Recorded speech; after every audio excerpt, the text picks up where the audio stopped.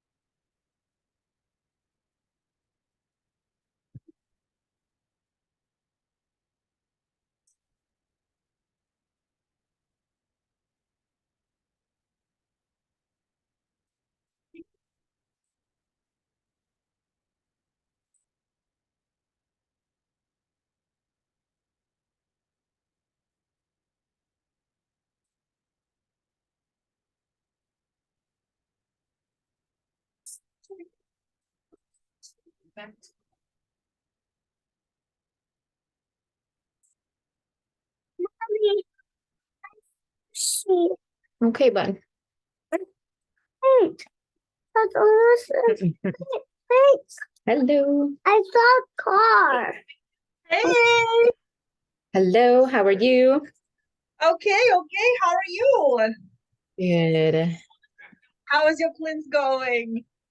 I did a half day today, so I'm gonna do another half day tomorrow Oh, because there's like so much going on. So I'm like, let's just do half and half and half until like we can do the full days again. So oh my God, girl, I know. I was like, oh my gosh, I just want to go home because, I work like Mhm. half day and I was like, I just want to go home and I just want to eat my comfort food and just feel so good. So I'm like, no, no, no, no, no, no, I gotta finish it. I So know. I'm It really freezing right now and I am ready for bed.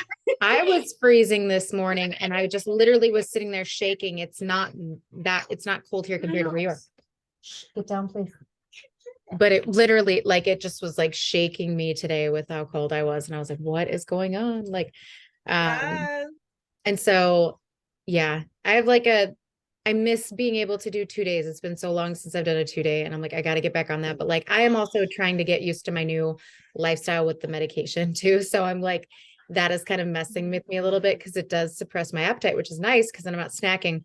And then when everything wears off in the evening, then I'm like, huh, I'm going to go have all this food and then I'm not sleeping as well. So now I'm starting to think like, I wonder if I'm not sleeping as well. It's probably a culmination of everything, but I'm also like, who eats a bagel right before bed? Like apparently I do. I don't know. So Yeah, for sure, for sure. Miranda, Oh, that's nice. That suppresses your appetite too. you don't need to see. Go sit down. Miranda, go play with him. Hey, Ange, haven't seen you in a while. How are you? Just crazy. Oh my gosh. Why? What's wrong? What's going on? Just everything. I just overwhelmed is what, we just had our Christmas party at work. Like we put on a huge event. So that's a lot. And then I do this purse charity. So I was at an event for that. It's just this time and just my son's wrestling. I mean, it's just a lot. Yeah, are you going to Mexico? No, we missed it by 4 points. Wait, what? I thought you guys made it. I Yeah. swear I thought you guys made it. I thought you were the only one on our team who made it. We did too. Until I was calling customer service, like, why aren't we on the list? Yeah. I am so sorry, Ange. Oh my That's gosh. okay. It's all right. There's always next year, right? Live and learn. Hey, Sarah. We're all going to the next one. That's it. Yeah. I was just thinking about that too, because I'm like already thinking of 2023 and like each month I'm like, I have this plan and I have this plan, this and this plan. And then it was like, oh, but if I earn a trip, it's probably going to be in June. And so I'm like, okay, so let me not plan anything else in June. So I'm like anticipating it and already trying to visualize it, where it's like, because we may be moving in July. And so, Out of there? Where? yeah, we don't know where yet, but Brad's Like ordered. out of state or? His time is up here. Like we are done here. We were only supposed to have been here 2 years and we extended for a third year. So July is going to be 3 years. So we're in the process of like ranking our next duty stations, where we want to go, like what we want to, and we only get so much say. What are you doing down there? Come to Chicago. Come to Chicago. That's even what though that- Sarah is It was saying. nowhere near our options. So we had like 40 options and there was nothing really, like nothing Midwest at all. And so the closest we can get to anybody is Colorado. So Oh my the other God. options, so the way that we ended up ranking was like Colorado, Washington State, Colorado, Washington State. And then I don't remember exactly which order, but we did throw Hawaii in the mix. We threw Fort Bliss, Texas, which is in the Panhandle by El Paso. And then we don't want to go back to Georgia, but Fort Stewart, Georgia. And then everything beyond that, we didn't qualify for, but we still had to rank. So there was a couple of cool spots, like Montana would have been cool, but like he doesn't need, that spot doesn't fit for him. And then there was like a year in Jordan that he would go by himself. There was like New Jersey, like a bunch of stuff, but again, like it didn't make sense for his career progression. Okay, give me a kiss. Thank you. We're a little clingy. Daddy had to go donate some stuff, so. Go to Colorado, girl. You're gonna be close to Casey. Can you imagine? Like you guys can do events together and stuff. I don't know, personality wise, that would be a good choice. I feel like in one breath, I'm like, me and Casey have similar energy, and then she'll say something and I'm like, nah. So, hey, leave, what's wrong? You're very sad. All right, you guys, you want to talk about the comparing stuff? Like we can kind of take turns because I want to record it and like put on my stories and stuff. I think it's really powerful. So who wants to, you guys okay with me recording, right? Yes. And I had a really good, here we go. I'm pulling up something that I want to read through. I read it through this morning and it was really, a great,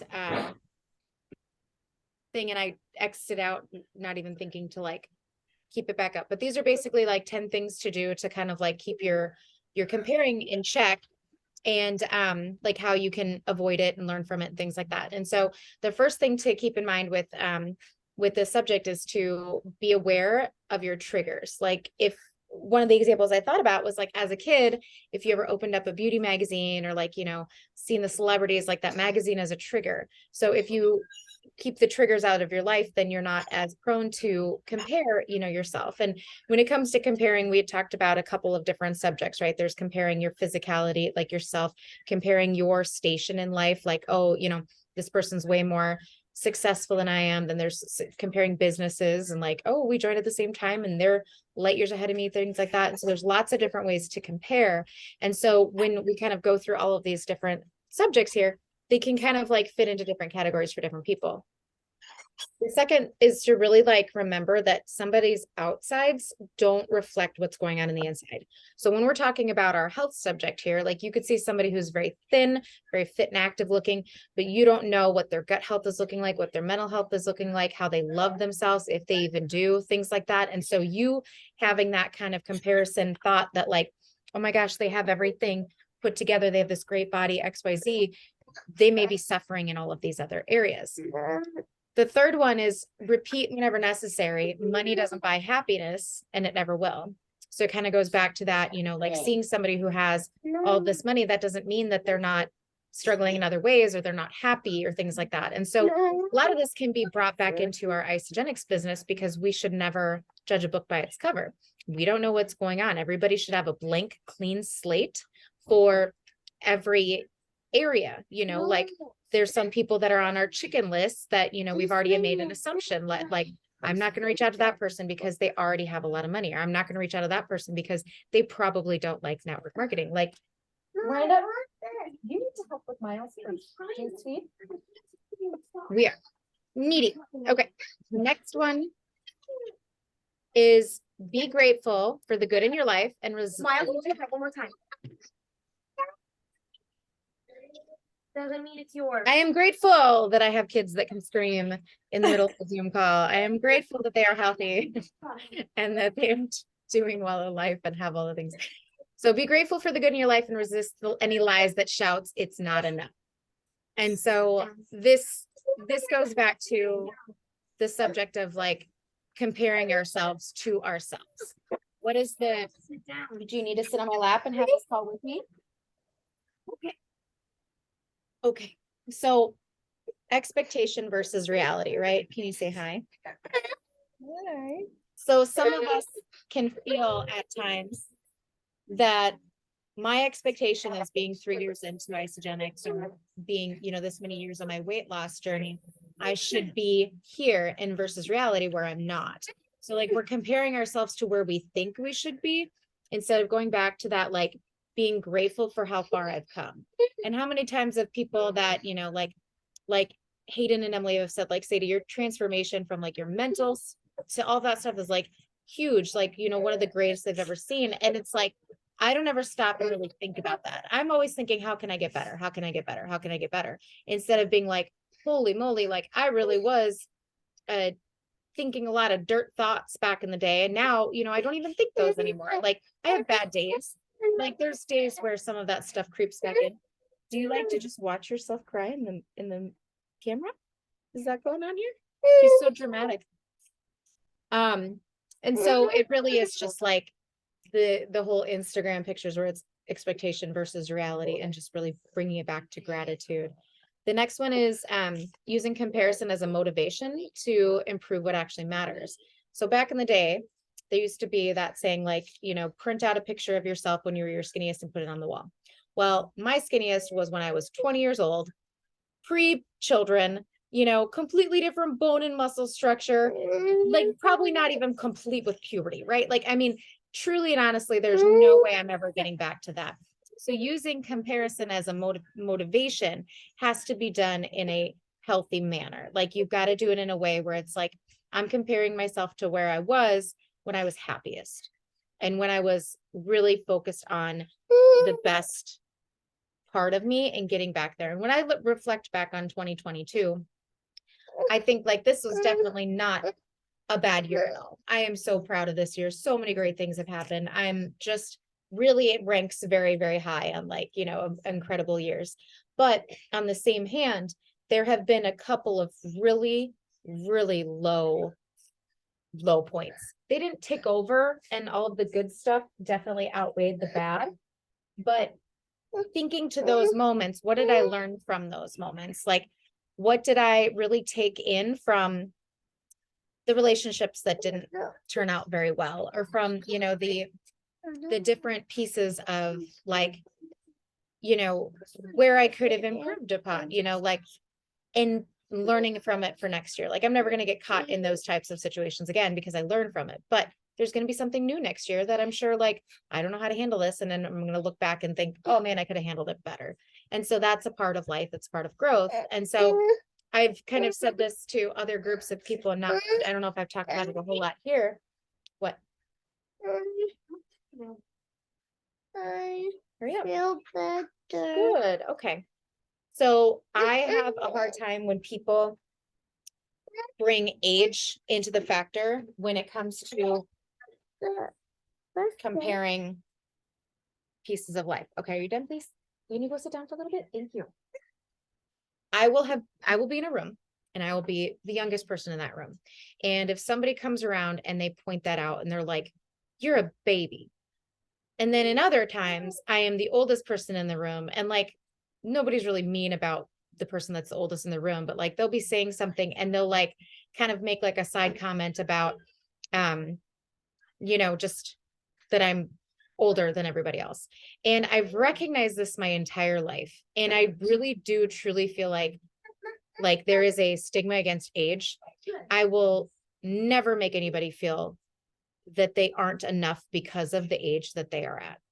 And so I have been in rooms where I am emotionally more mature than all of the people that are older than me. I've been in rooms where I'm the most immature and I'm the oldest one. You know, like, we're all in different places, and our age is one thing that we cannot change. And so when somebody brings that up, it's really a point where, like, I feel like that's in the same category as like being racist. So if you're going to sit here and like talk down on somebody because they are of a certain age or at a certain point in their life, like, we all know that the age and development that is a young 20-year-old, they're going to have certain traits because they haven't been on earth for very long, but I'm not going to fault them for that. I'm not going to like make them feel bad because they haven't lived life as long as me and that they haven't had life experiences. Like, somebody who's exactly the same age as me may have never left the same town. And, you know, I've been all over the world. And so it's like, age literally does not matter to me. I will be best friends with a 90-year-old. I do not care. Like, best friends with a 4-year-old. Like, let's go. Do not care about age. But when age comes in the factor, then that's when I'm just like, stop. And it happens to me a lot. Like, people always want to point out my age. And I'm like, it's cool. You too? Yeah. It's like, it's just a thing. It's like a bugaboo, you know, like my little pet peeve.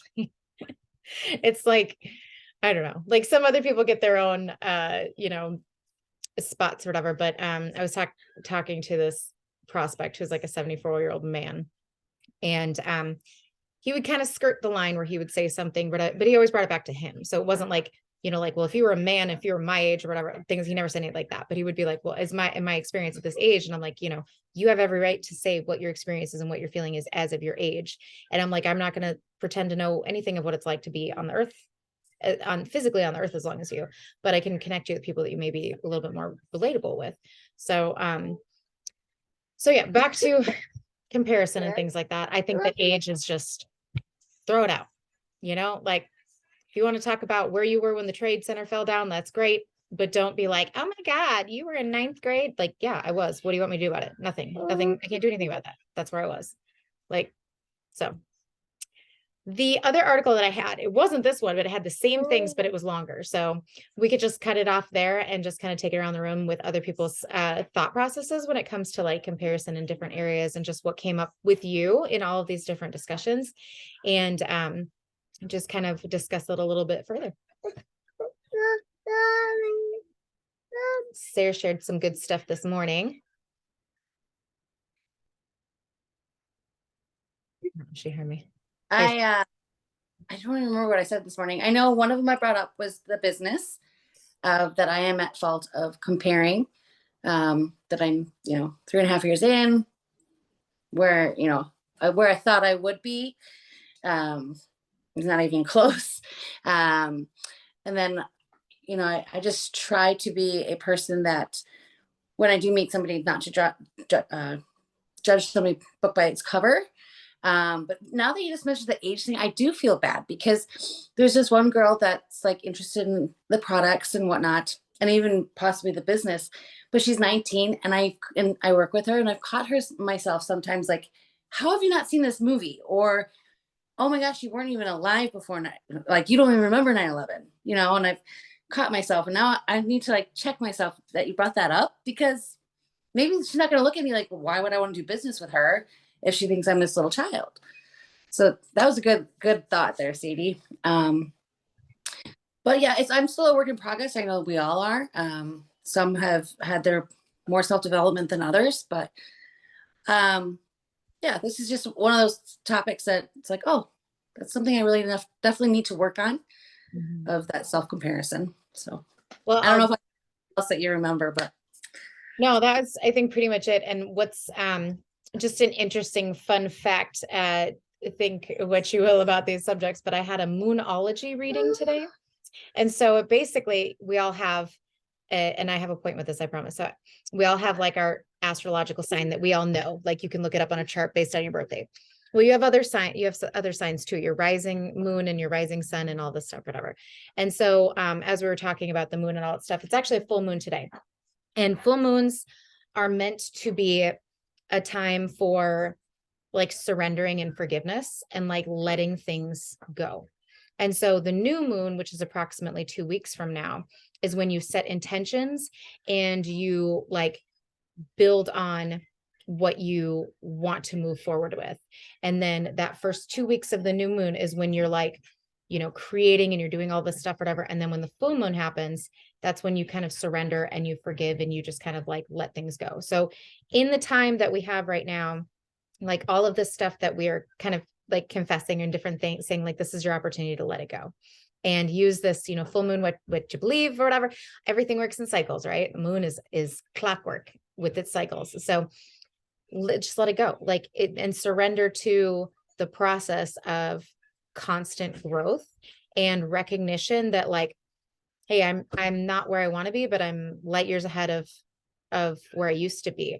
And remembering those little things like, hey, when I walk in front of the mirror, I'm not the exact perfect body type that I was when I was 20 or what I would want to be, but like, you know, I got a really nice butt, you know, like whatever, give yourself a compliment and like have that, like write yourself a love letter. And that was my assignment today from this woman. She's like, I need you to write yourself a love letter. And I'm like, okay, how do I do this? Like, you know, but it really is going back to gratitude and like celebration of all that I have accomplished, because I'm not good at doing that. I can celebrate you guys all day, but celebrating myself, there's always something else I got to do, which apparently is big Aries energy. So in case you were wondering. So, okay. Other thoughts, Anastasia or Angela? Angela's on mute. Okay. Yeah. So I love this topic. So I have never been a person to, I've never really compared myself to others. I have not done that a lot. And I don't know if it was just growing up, like how I was taught, like the things I was taught by my dad. And I think I've talked about it before. I mean, he just like poured so much like confidence into us. And then now I do that for my kids, but I really love this topic. I think like comparison actually, like if I ever think to myself that I want to start comparing, it's just like I turn it and I just push myself to be better. You know, it's like I don't really compare myself to others. I flip the switch and the script and be like, okay, I just want to be better, or I want to do something to help me feel better, like about myself. And I don't really compare.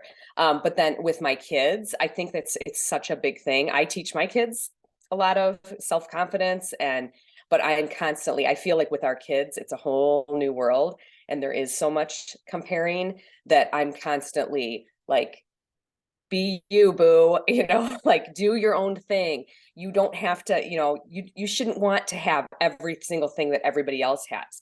Like create your own self, you know? So that I push a lot with my kids. And it's so funny because my kids, that's what they become. My son like loves things that people don't have. He's on, he actually said to me the other day, he found some website and he found this shoe that he wanted to order. And then he was like, hey mom, he's like, yeah, nobody knows about this website. He's like, I think I have one friend that somebody that I know that's on it, like that's the things he likes. He likes to be totally different than everybody else, Yeah. which I think is like a form of having your own confidence and just being, happy with who you are. And I do it with my clients a lot too, like I used to have some of my clients say, well, they look at me and be like, oh my gosh, like, I want your body. I want to look like you. And I'm like, okay, well, it's probably not going to happen because we're totally different body frames, but I'm going to help you become like a version of me in your body. So like, let's get your arms sculpted, but they're going to be like your arms, or, like we can do that, but you're not going to be me, but you're going to be the best version of you. So I'm constantly asking them like things they like about themselves. I just had a woman the other day say something about her big butt. And I was like, girl, people pay for that butt. I mean, like people want that butt. So that's kind of what I do. It's so funny.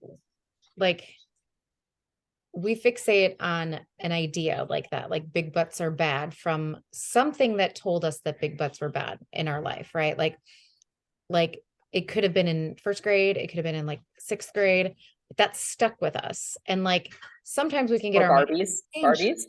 Exactly. Right. Like there's so many things that like gave us this idea of what was supposed to be perfect and thoughtful. Like I remember as a little girl, like little girl, all my parents' friends, all these adults would always meet me and they're like, you're such a pretty little girl. And I'd be like, I'm a pretty little girl. And then I went to like middle school and they're like, you look like a potato. And I'm like, I'm a potato. And then, Potato. now all of a sudden that's all I can think about is like, so who is that circle of influence? And like in some places, in some eyes, and some cultures and stuff, like things that other cultures think are hideous, they think are beautiful. Like the tribes that have the long necks, or the people that do the body modifications and things like that. Like not everybody thinks that's beautiful. Not everybody thinks certain things that you can do to your face are beautiful, but like other people do. So the whole compare to what you feel confident and beautiful doing. And so having the means to do the things that you want to do can also build confidence. And the only way to cure fear is through action. And so going forth and doing things will build confidence. You don't build confidence by sitting around and like waiting for that jar to fill up. Like you actually have to get out and do it. Get out of your comfort zone, put on clothes that you wouldn't normally put on, change up your appearance. You are your calling card. You are your brand. And if you are happy with what you are presenting, that's all that matters. Somebody else next to you may not agree, but if you exude, that's called swagger, like you exude that swagger because of the confidence that you feel. And some of like in my opinion, the most hideous rap stars have amazing swagger. And I'm like, I don't know what it is. They're funny looking, but like, man, they got like some swagger. So it's their confidence. It's how they present themselves. And I use this funny example. I don't know if you guys remember back in the day, there was this show called John and Kate Plus 8.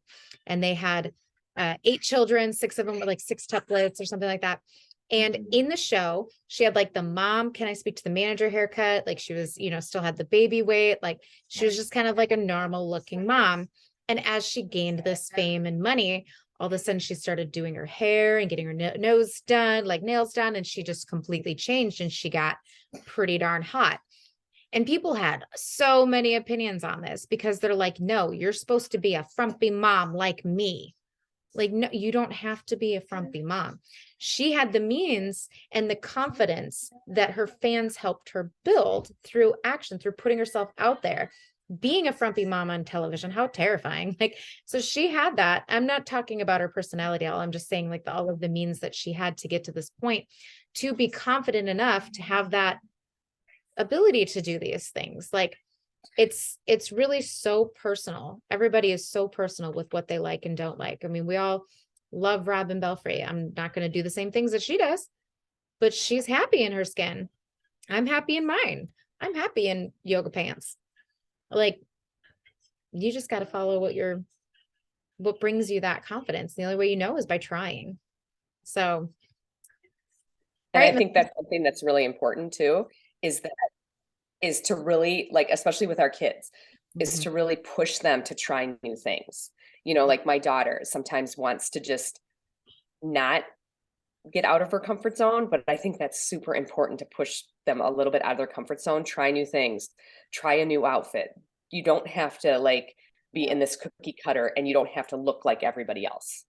Exactly. I think that's super important. And I talk to Miranda a lot. So she's 11, and at this stage, like it really is like big influence at school. And so I don't know what she had said one day where she was like, you don't know how harsh my classmates are. Like they're very judgmental. Like, and I was like, no, I do. I went to school as well. Like I was your age once as well. Like I do know what that's like. But I know that you are a child in a different era. There's different things. They have social media. She has a phone. She has access to so much more information than we did. And like her experience in this stage will be completely different than mine, but the themes go back in time and history. So there are themes of jealousy, themes of inner projection of our insecurities onto others. That goes back to centuries. You can read about it in the Bible. Hey, bud. And like there's so much that is just ingrained in human nature and is the earliest in life that you can kind of figure out how to hack, life hack, biohack, hack your way out of that. You can save yourself so much pain. And so I don't know how much she hears, but I think she hears some of it. So that's what we're working on. So Anastasia, what are your thoughts on everything? Yeah, for me, you guys, I mean, I used to compare a lot, and that was because, like, opposite to Angela, I grew up in a totally different environment, and it's cultural, I think, too. Like, there's a lot of like Joneses, going on.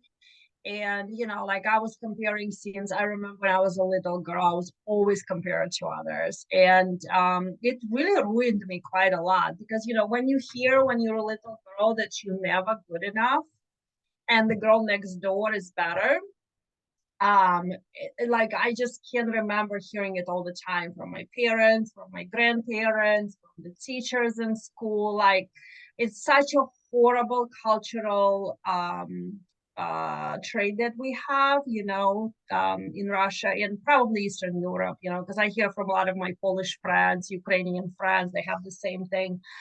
But what helped me to change all of that is all this personal growth that I've been going through, and yeah, like with business wise, maybe I'm not where I want to be financially. But when I think about Isagenix, the personal development that we guys all going through, it's absolutely priceless because now I don't care. I don't care about how much money they make. I don't care what they look like. Yeah, it can motivate me like Angela's butt and her arms motivate. Absolutely. But it's not the comparing, you know what I mean? Like it's just the motivation and inspiration to be better. Maybe put away the pie that I want to eat so bad, and maybe work out a little bit longer so I can look like her or whatever. So, and like the affirmations, like celebrating you, that Sadie you were talking about, that kind of struck me too, because what helped me a lot is affirmations every morning, Sadie. So I don't know if you do it. I am religiously, every morning I'm writing down, I'm a queen, I'm God's favorite, I'm unstoppable, I am fearless, I am strong, all those things. And like when you start doing that, it seems so silly. You want to stop every morning. You just like, why am I wasting my time? But if you keep on doing it over time, like I actually believe this. Like I believe that this is who I am. I do believe that I'm a queen. I do believe that I God's favorite. And it might sound, I don't know. People might say like, oh my God, Anastasia, you're so full of yourself. But see, I don't think I'm full of myself. Yeah. Like, I mean, it's just the belief, it's the faith that I have. It's my closeness to God right now that's never been closer. However, one more thing about comparing, I guess. One time, I've heard many times about the age. I've heard people tell you, well, your skin and bones, like, I don't want to look like you or something. Like, I'm like, what? Have you seen me naked? Like, whatever. But I remember how I was judged because she thought that she does have things going on in her life, but we all do. Okay. I just don't advertise it. I don't like, I mean, I have a lot going on. Some of you know I have a whole bunch of stuff going on in my life. But she did not know about this, right? Because I'm always happy and positive and motivating and inspiring, right? And she's like, well, Anastasia, you can do all this, we were talking about Isagenix products, and all of that, because, you don't have anything going on in your life. I was like, oh man, you guys, at that time, that was probably a couple of years ago. And I still had things going on in my life. And they're like really pissed me off, I'm like, but that was a lesson for me to not judge people, because a lot of times we don't know what's going on in their lives, just like you said, and we comparing ourselves to them. Oh yeah, they're like this because of this or whatever, but we have no clue. And so just, kind of a couple of thoughts about comparing, and we are all just, going through a journey, and it's very hard, but I think we're all doing very well. And you bring up such a good point with like, you get to share what you want to share. Like, I mean, when like that we've all known somebody that's like on social media, one day they're posting these beautiful family photos and the next day, like you're like, did you get a divorce? Or like, did this happen to that? Like, and then all of a sudden you're like, whoa, I didn't even know. Like you guys were like perfectly fine. And then it wasn't, because we don't know what's going on in those services. And so one of the biggest reasons that draws me so much to, Isagenix, to the leadership, to the helping the people, is because we can be that ear for them. Like, we're not licensed therapists or anything, but like we can really be there.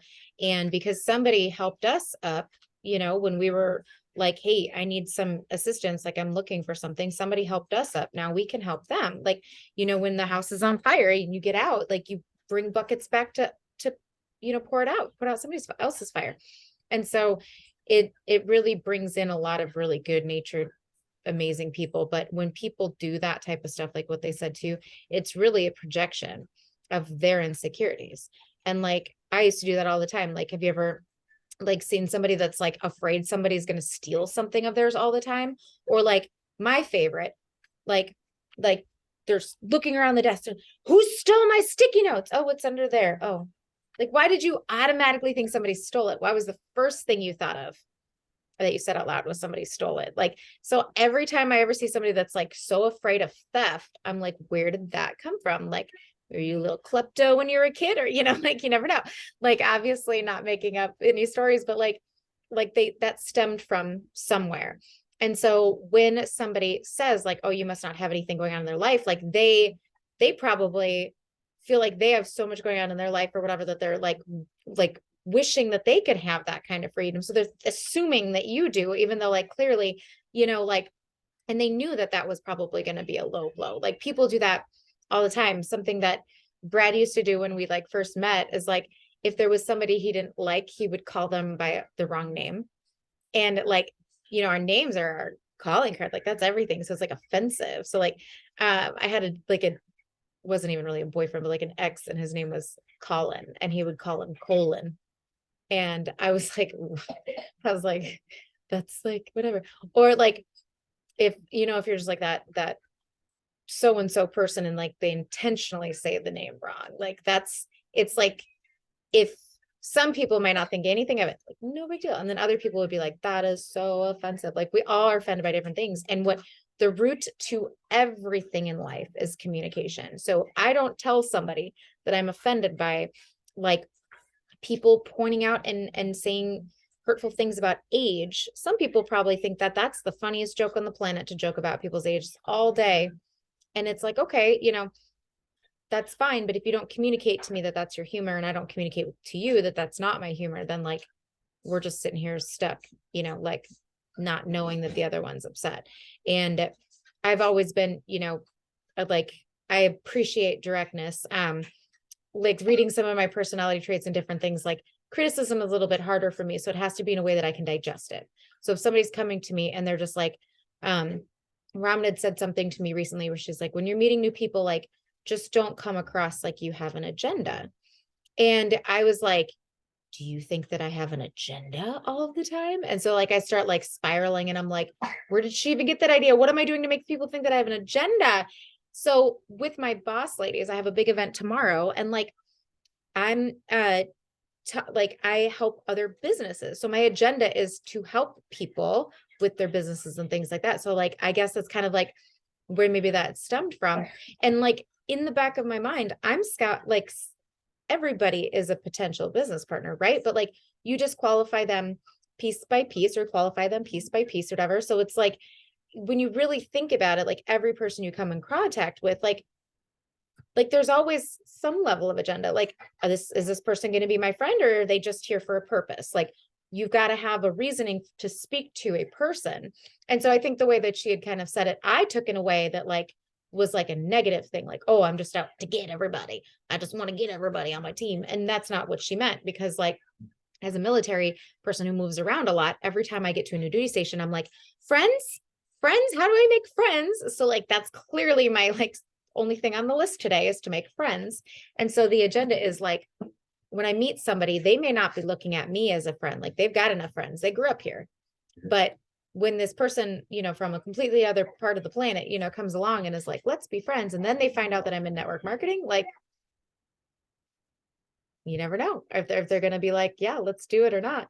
So, I think that is I think that's one of the problems like that I had early in this business too, was it's that, I guess because I never was in, like, this is my first like network marketing company. We never even sold anything more than water at our business besides our services.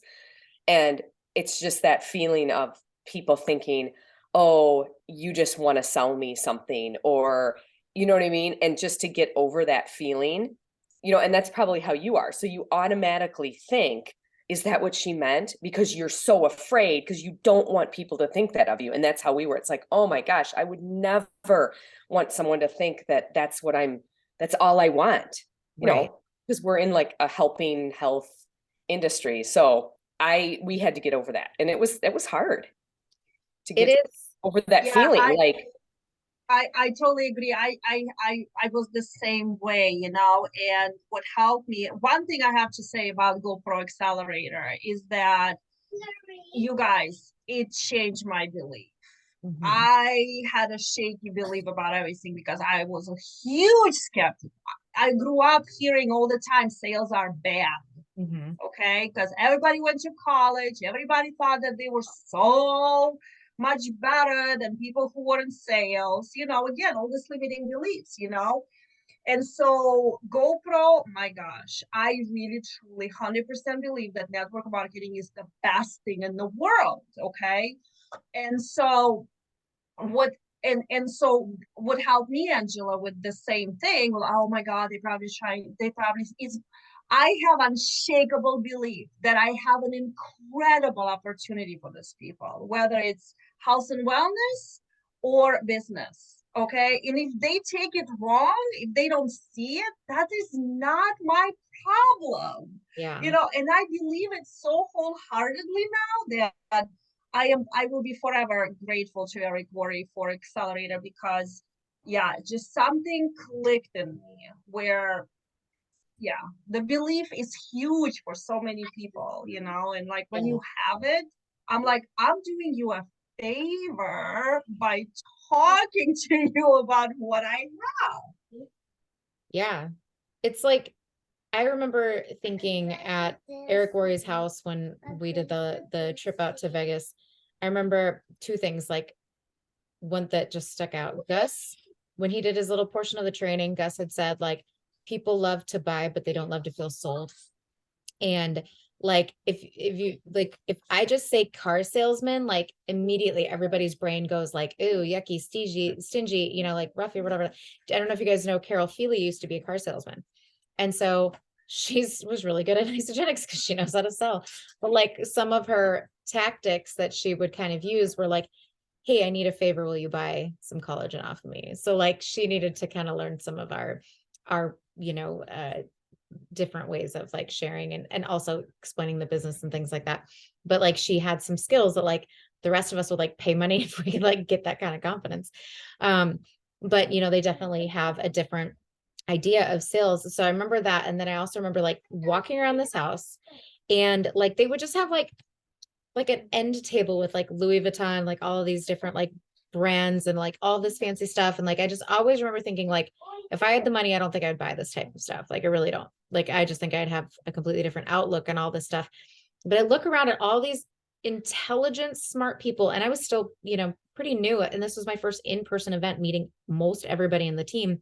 And I'm looking around and I'm like, these are all such intelligent human beings. Like this can't be a scam. Like they can't be scamming all of us, like with all of the collection of like intelligence. Like it was such a wide vast of different types of people. I'm like, there's no way that we are all literally getting like bamboozled. Like we're like, this is just a big lie. And I'm like, these people are all walks of life, all different, you know, places.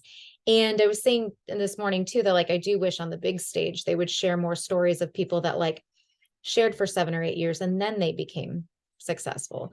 Like, I think that would be really empowering to hear more of stuff like that rather than like, oh, Joanne, who was in Mary Kay for 20 years, came into Isagenix, became a millionaire in 6 months. Like, that's nice. Not all of us have that experience. And like, I was really sick and tired of hearing people say that like this is their second or third or fifth company. Even Joel McNish told us yesterday morning, this was like his, you know, X money company or whatever. And of course, Zija wasn't even his first. And so, so like even hearing that all the time, it's like, this is it for me. This is the company for me. Like, I am not going anywhere else. Like, so what can I do with that? You know, like, how can I like have that explosion without, you know, like, you know, what is the specific thing? So like, there's a lot of breakthroughs, and Accelerator was great for me too. Like it really did, just shift so much more for me. So I don't feel like so much of like a desperation. Like he said over the weekend where he's like, you have to have some sort of like a desperation, like, and it can be false. Like it can be fake. Like we're not starving, like, but we could pretend like we're starving. You know what I mean?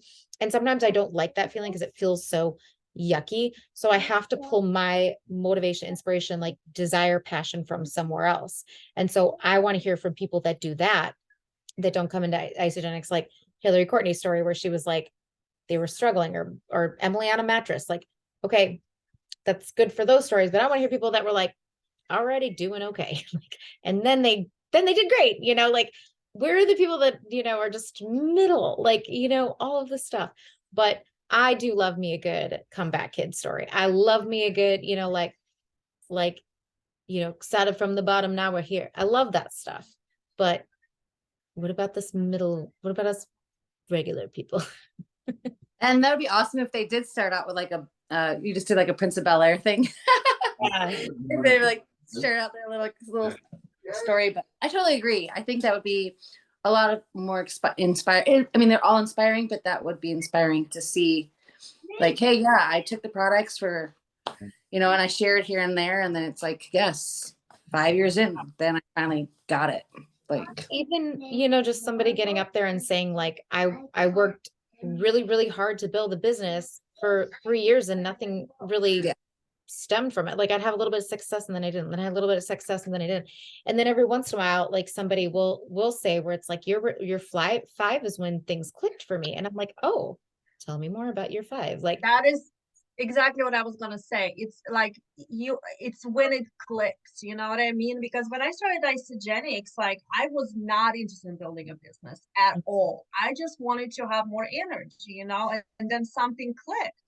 But I remember I have a friend, he's with a different company, and he did use the service. It's a service company, it's not a product company, for 10 years, guys.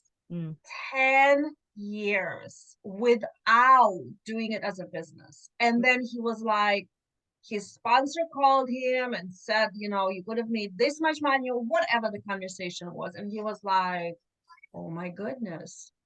So he looked more into the business and now he makes multiple 6-figure income. but it clicked, it finally clicked. So like I always think of him, like, I mean, it's really motivational. Like for me, it clicked, you know what I mean? Like I definitely want to build a business, but for some people, like you said, it might take a while. And I want to. I think it's just all about us to keep on showing up and inviting them. That's all we can do. Like I am done with dragging people, with forcing people, with all. I'm done. And like Angela, she's like, I am done with all these old people. I need to find new people. And that's how I feel. Like I'm so sick and tired of sending messages to the same people. Oh my God. Oh. That's a big thing. But still keep reaching back because you don't know if they'll say yes, Anastasia.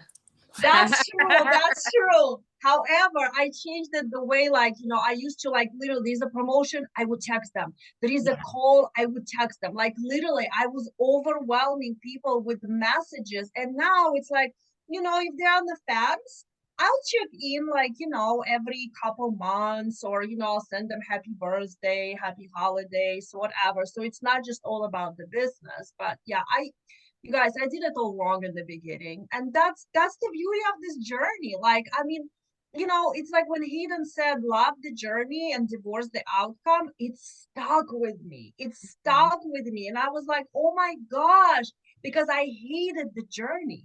I hated it. And now I love it. I love the connections. I love posting on media. I love to talk to people and just build these relationships. It's like, so whenever it's my time, I mean, I'm doing the do. I know that. So Well, it's really qualifying people too. Like I spent a lot of time in my first couple of years. Like I have these different pots of people, right? So I've got this small town, Minnesota, same town that Emily and Hayden went to. And so like that pot right there was already pretty saturated, but I had a bunch of people sign up with me in the beginning, but like none of them were in the same headspace as me. They didn't want to grow. They were just looking for a quick fix. They're like, well, now I've seen a couple people from this town have success. Maybe I could, but they don't want to put in the effort. And so like that would drag me down. Then I'd go to nurses, and nurses would like, this is just a generalization, but a lot of them have been exposed to network marketing. It's a really great side gig for a nurse. Like, so there was, Nancy with Sensi, and, Janet with this, and then Sadie with Isagenix. So like, it was all of everything. So like they would try things, but none of them really wanted to do the extra work. They were exhausted. They were busy, and if it didn't work for them in the way that they thought it was going to work for them, they would quit. Then I had the military community. Again, so much network marketing there. Like we all look at Laura Stevens and Lindsay Hoffer, and they're like, they're so successful as military spouses. And I'm like, that's rare. It's rare. Like in my neighborhood, there's like 6 different companies of people representing here.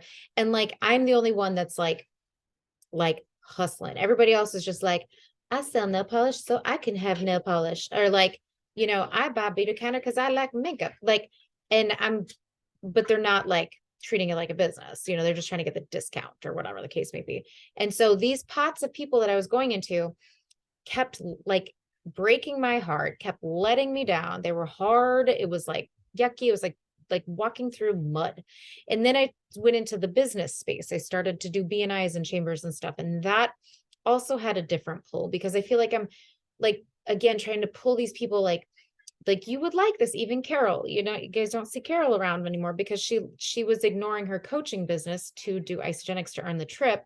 Well, she came to me and was like, the money I made from working towards Tulum was great, but my bank account's at zero with my job, with my coaching. So I need to go back to coaching for a little while. So like at that point, she's already been to Celebration. She already knows all the value of like building with Isagenix, but she was just calling for orders rather than calling for builders.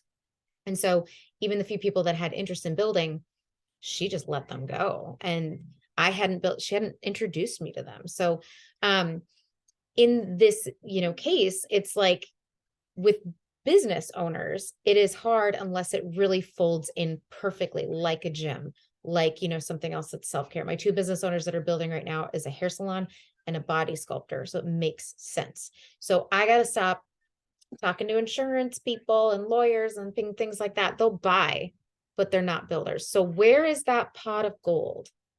Where do we look to qualify the people in which we really want to work with? and it may not be a simple pot, but it could just be like a mindset pot.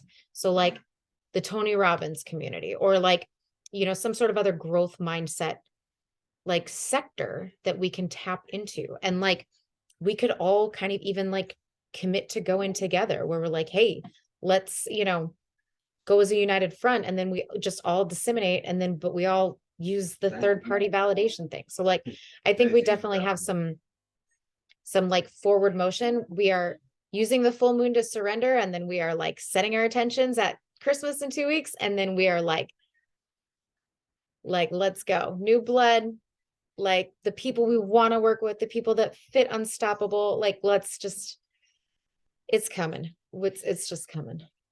Well, you have to know who you want to attract. And that's part of my affirmations. You know, every morning I write down, I have all this, you know, characteristics of people that I want to attract. Of course, coachable, willing, and hungry. Thank goodness for Eric Worre. And then, you know, the other things, you know, like visionaries, they need to have a vision, you know what I mean? Because if they don't have a vision of what this business can be, just like you said with Carol, I mean, does she have a vision? Do you see what I'm saying? Like, maybe she just wanted to get a trip. She doesn't have that big vision of what can be. So I'm just saying, so yeah. It's so interesting to me because like, you know, nothing about my business says 74-year-old man right now, but yet he's like the one prospect I have that's like thinking right now about a potential order, like the one person I have right now that's like anywhere. And that's fine. That's like where I'm okay with and stuff. But I'm like, where did I ever attract a 74-year-old man? But because I'm a nurse, because like I promote health, like the person that introduced me to him was like gushing over me. And that's where, you know, that came from. Like, I never really, you know, asked for certain things that Carol brought to the table or Molly brought to the table or anything like that, but it's qualities and traits. And, you know, when people are open, like Carol is coachable, she is a coach, but she had some blocks. And so I don't think she's gone forever. I think she'll come back and stuff, but I'm hoping she'll be a little bit more willing to like see some things in different ways. Like she was really tunnel visioned on Tulum, which was great. But like, you know, what is our long-term vision? It's to build a team. It's to build that, you know, residual, to get those, you know, executive perks and bonuses, and to, you know, find those hot molecules. And I get inspired by like Jimmy the Butcher, really only like he built this whole thing off like 8 people. Like seriously, like he's $10 billion or $10 million in off of like 8, truly 8.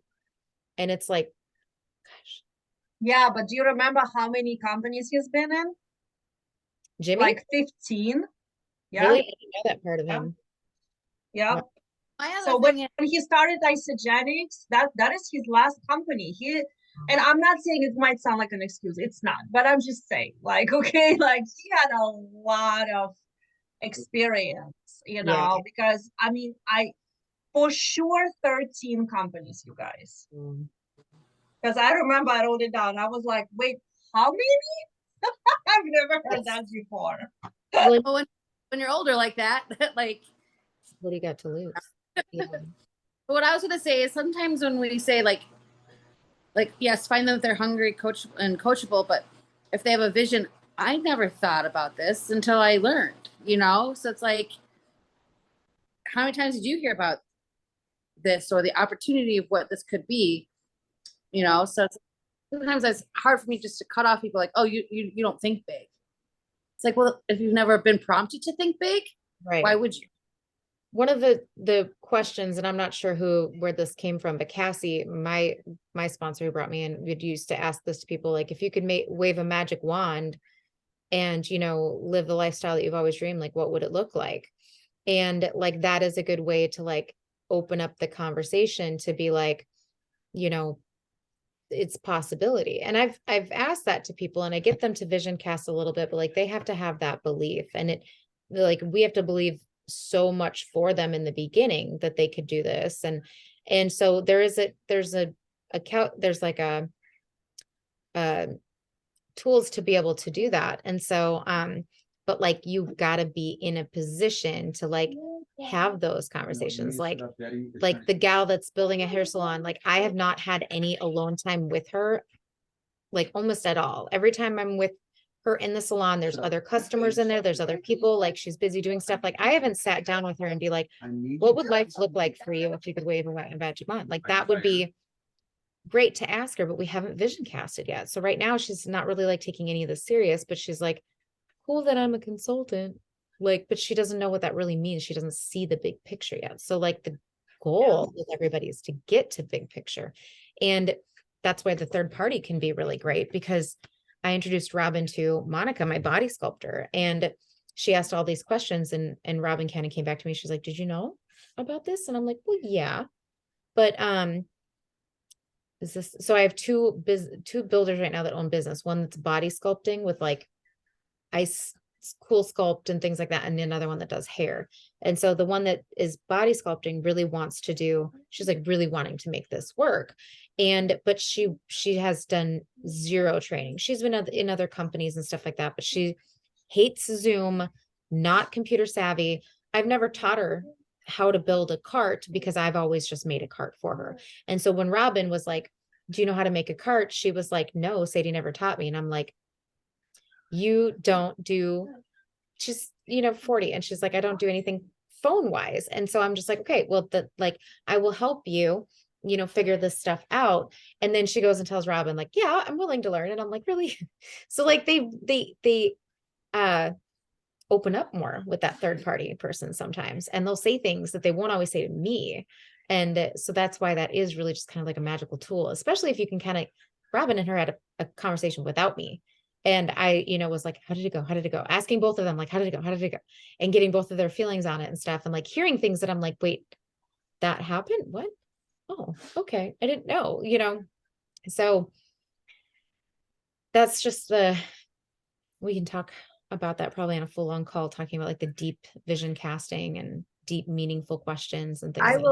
I will vouch for that third party. Like Angela and I, anytime we do 3-party, now we've done one in person, I've always had somebody sign up. Like it's just I don't know. It's crazy.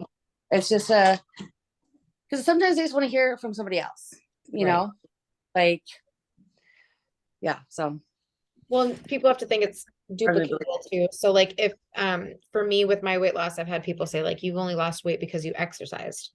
And I'm like, no, you really didn't see, I was not consistent. It really wasn't great exercise. Or they'd be like, well, you were in the military, so you know how to exercise. I'm like, I sucked at exercise in the military. Like I hated every moment of it. And then I've had other people be like, well, you just probably pooped all the weight out. And I'm like, yeah, it's totally what I did. Like I just had diarrhea the whole time. That's how I lost all the weight. And that's actually a true story from somebody that both Gabby and I are related to, but through marriage. So we're not actually like related, but like it was so weird. I was like, hey, how do you know these twins? And she was like, oh, it's my stepdad's sister's kids or something like that. And I'm like, the other parent is my mom's first cousin. And so I share blood with them and Gabby does not. And so it was so weird. But one of them, every time they'd have a shake, they'd have diarrhea. So they're probably sensitive to whey or something like that. And they had other issues physically in their body going on. And so that cousin had a conversation with my sister and they were like, well, Sadie just lost the weight because of diarrhea. My sister's not always the nicest person. So I was like, cool. Thanks for discussing my bowel movements. And I'm like, I never had diarrhea because of the shakes. Anyway, fun stuff. All right, guys, I gotta go. I want to do some reach out. Just a couple before I go to bed. I'm cleansing, so I cannot wait to go to bed. I'm thinking, is taking cold shower a good idea when you cleanse? Probably not, because I'm freezing already. Yeah, but I mean, you could take a warm bath. Like that's another. No, I don't take baths. No, but I usually, finish my shower with like not cold, not like Angela cold. I think she's doing like ice cold water. I cannot do that. Like I'm gonna die, literally. So actually, it's like it's chilly. It's definitely chilly, but it's not ice cold. But because I'm cleansing today, I'm like, gosh, this is gonna really feel like a torture. I don't know. I was reading somewhere, and maybe it was in iCore, I was reading somewhere about like the self-induced adrenaline rush versus like an adrenaline rush that's unexpected. So like the adrenaline rush from you turning the water cold is not going to be as hard on your body as like an unexpected like splash of cold water. So like remembering that you have control of that. But my only concern with you, if you're already cold and you're gonna take a cold shower, are you gonna be able to fall asleep? Because if I'm too cold, I can't fall asleep if my feet are cold and stuff like that. So do what feels right. Yeah. So All right, guys, that was awesome. good chat, you guys. We'll talk soon. Yes, have a good night, everybody. Cannot wait for my shake tomorrow morning. No. Bye.